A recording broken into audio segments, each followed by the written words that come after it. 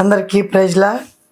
2 రాజుల గ్రంథము 4వ అధ్యాయము మనం చదువుకుందాం. చిన్న మాట కోసం ప్రార్థన చేద్దాం. స్తోత్రము నాయన, పరిశుద్ధుడా నీకు వందనాలు. నీ వాక్య భాగంలోంచి నీ ప్రజలకి నాయన ఏ మాటలు కావాలో మీరే ఉండి మాట్లాడించండి ప్రభువా.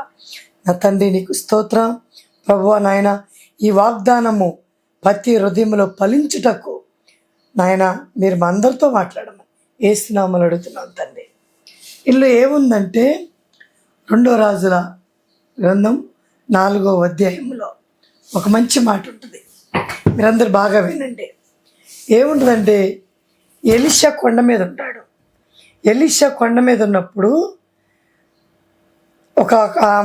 ఒక శిశురాలు ఏమంటుంది తెలుసా? అయ్యా, నీ దాసుడైన నా పెనిమిటి, నీ తెలుసు కదా,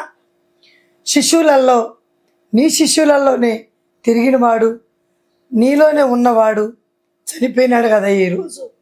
అప్పుల వాళ్ళు వచ్చి నా పిల్లల్ని పట్టుకెళ్తున్నారయ్యా, నేనేం చేయాలయ్యా అని ఎవరిని అడిగింది? అక్కడ ఎలీషా వద్దకు వెళ్ళింది. ఎలీషా కొండ మీద ఉండి ఆయన ప్రార్థన చేస్తున్నప్పుడు ఆమెకు ఒక మంచి ఆలోచన. ఎందుకు? పూర్వకాలం నుంచి కూడా తన భర్త దేవుణ్ణి వెతికినవాడు, తన భర్త దేవుళ్ళలో ఉన్నవాడు. ఈరోజు ఎందుకు ఈ మాటలా మనకు దేవుడు పలికిస్తున్నాడంటే, నీ భర్త తాగుబోతుడు, తిరుగుబోతనంగా ఉండొద్దు, వ్యభిచారతనంగా ఉండొద్దు, దొంగతనం ఉండొద్దు, మళ్ళీ ఒకరు ముంచే వాళ్ళగా ఉండొద్దు. అది మన పిల్లల మీదకి ఎంటర్ అయింది. ఎప్పుడైతే మన మంచి పనులు చేస్తామో ఆ మంచి ఫలములు మన పిల్లల తరం ఉంటుంది. ఇక్కడ అవేమంటుంది? నమ్మకమైన వాడు, భక్తి కలిగిన వాడు, చాలా దేవుడేందు శావుకులందు. కొంతమంది శావుకులంటే భయం ఉండదు, భక్తి ఉండదు. భక్తి ఉన్నట్టుగా నటన కలిగి ఉంటారు. అలాంటి వాళ్ళ కోసం కాదు ఈ వాక్యం.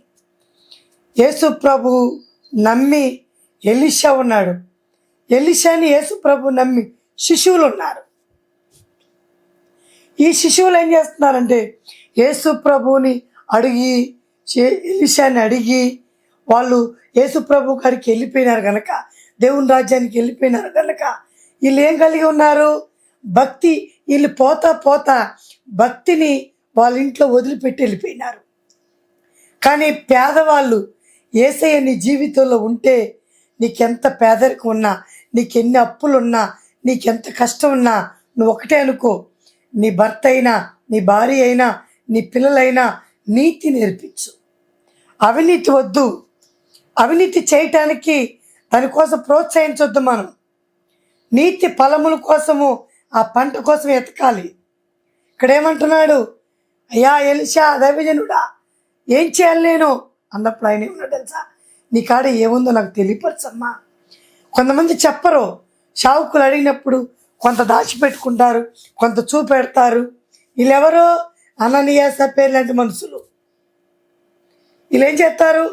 దేవుడు బిడ్డలకి, దేవుని శావుకులకి హృదయ విప్పి మాట్లాడరు, కఠినముగా ఉంటారు. మనం ఆ జీవితంలో ఉండద్దండి. ఆమె ఏమంటుంది తెలుసాయ్యా?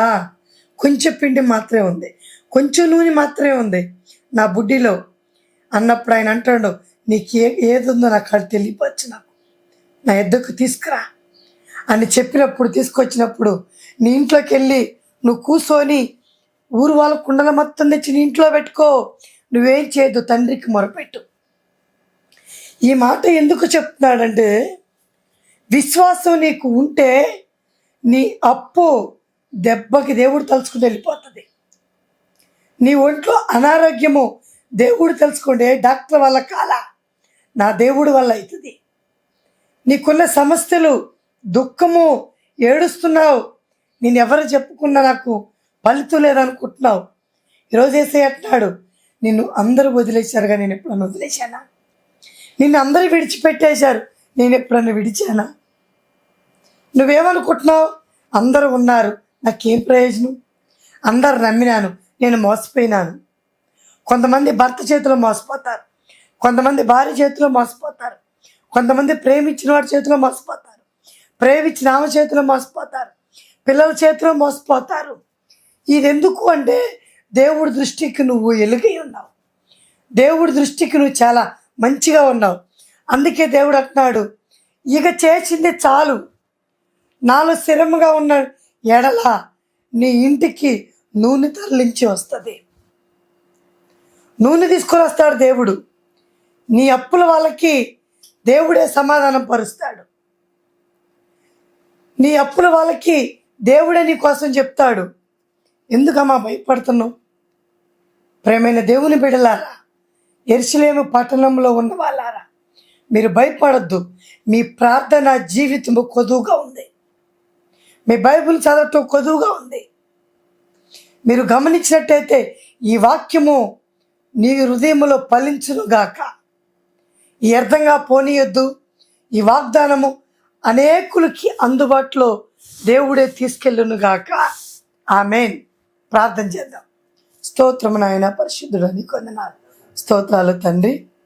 రాజా, ఇదిగో నాయన, నీ వాక్య భాగం నుంచి నా తండ్రి కొన్ని విషయాలు మాతో మాట్లాడావు తండ్రి. నీ బిడ్డల కొరకు కూడా నాయన మీరు సిద్ధపాటు చేసి వాళ్ళ కష్టము దుఃఖాన్ని సంతోషంగా మార్చమని యేసు నామములో అడుగుతున్నాం తండ్రి. అందరికీ ప్రైజ్ లార్డ్.